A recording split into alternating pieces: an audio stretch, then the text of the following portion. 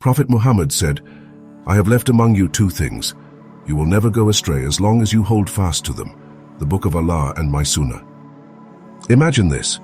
Over 1,400 years ago, the Prophet Muhammad, peace be upon him, practiced daily habits that science is only now catching up with.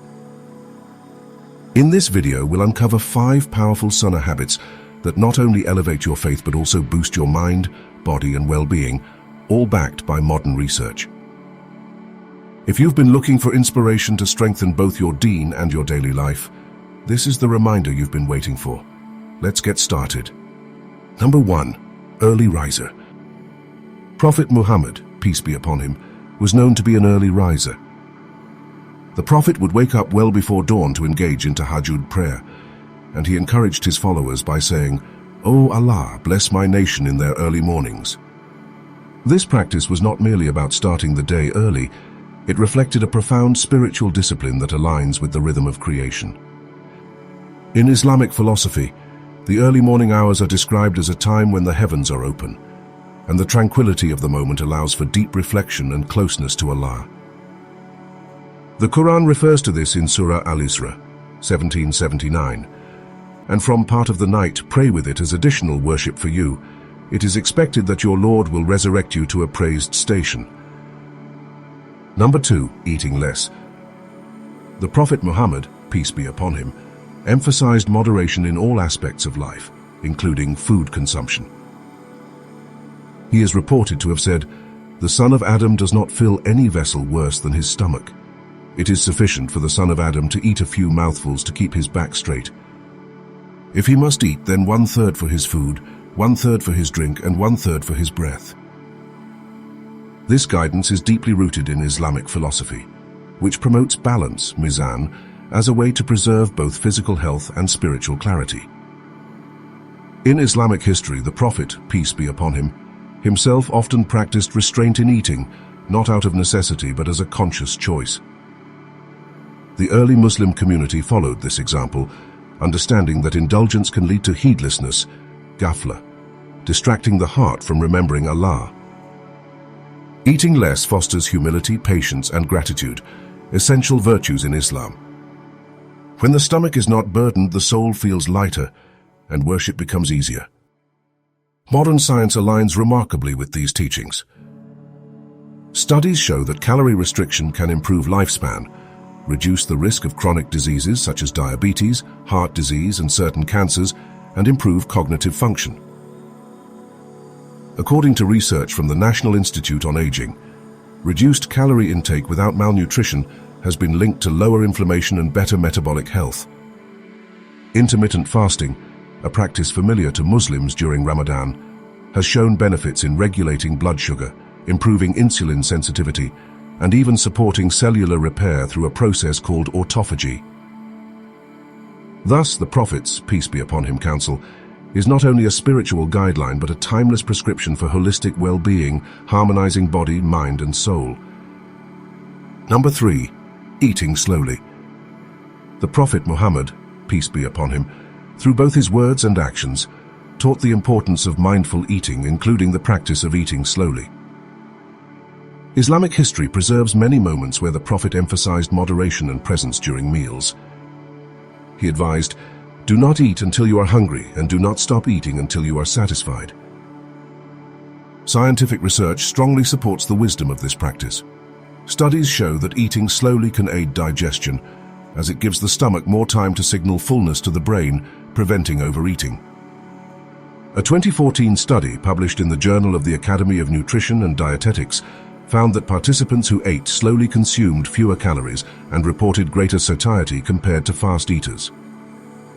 Additionally, eating slowly promotes better nutrient absorption and reduces the risk of metabolic diseases such as obesity and type 2 diabetes. Number 4. Eating pomegranates.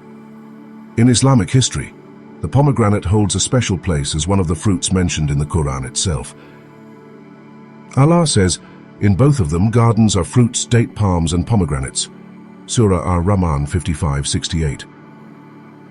The Prophet Muhammad, peace be upon him, also advised the consumption of pomegranates.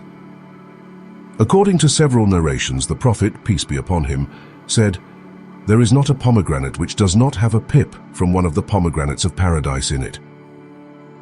This shows not only his appreciation for the fruit's worldly benefits, but also its link to the spiritual and eternal.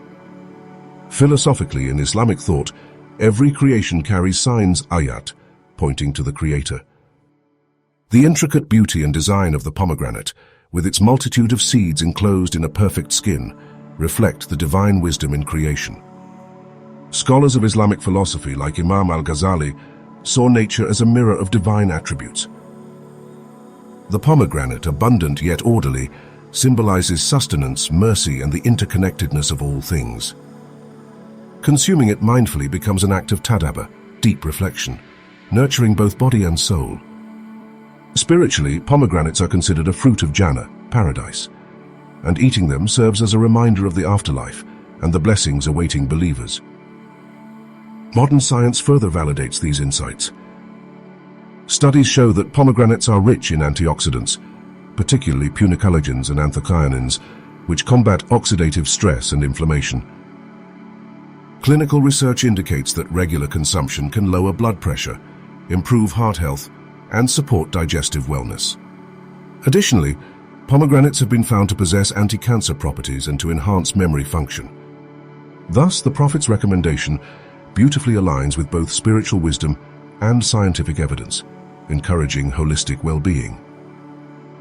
Number 5. Eating with your family. Prophet Muhammad, peace be upon him, emphasized the importance of eating with family, not only as a social act but as a deeply spiritual practice. Throughout his life, the Prophet, peace be upon him, demonstrated simplicity and togetherness at the dining mat. He advised, "Eat together and mention the name of Allah over your food. It will be blessed for you." Abu Dawud. In the early Islamic society of Medina, communal meals were a symbol of unity. The Prophet, peace be upon him, often shared his food with companions and family alike, reinforcing the concept of ummah, a connected, caring community beginning at home. Islamic philosophy teaches that family is the cornerstone of society. Scholars like Imam al-Ghazali highlighted that nurturing bonds within the family leads to societal harmony and personal spiritual growth. Eating together offers a moment to reflect on Allah's provisions, enhancing tawheed, recognition of divine oneness, by acknowledging that sustenance ultimately comes from the Creator. It cultivates gratitude, unity, and health, blessings that ripple from the family table to the broader community. Modern science supports these timeless teachings. Studies published in journals like Pediatrics and Journal of Nutrition, Education and Behavior reveal that families who eat together have healthier dietary habits, including higher consumption of fruits and vegetables. Moreover, shared meals are linked to lower rates of obesity, substance abuse, and depression in children. Psychologically, family meals strengthen emotional bonds, improve communication, and create a sense of security, which aligns with Islam's emphasis on compassion, rahmah, within the family. Thus, the Prophet's encouragement to eat with family transcends mere etiquette. It is a holistic practice, blending spiritual nourishment with physical and emotional well-being. If you enjoyed this video, you'll love what's next. Click the playlist on your screen to dive into more inspiring Islamic content. May Allah bless you.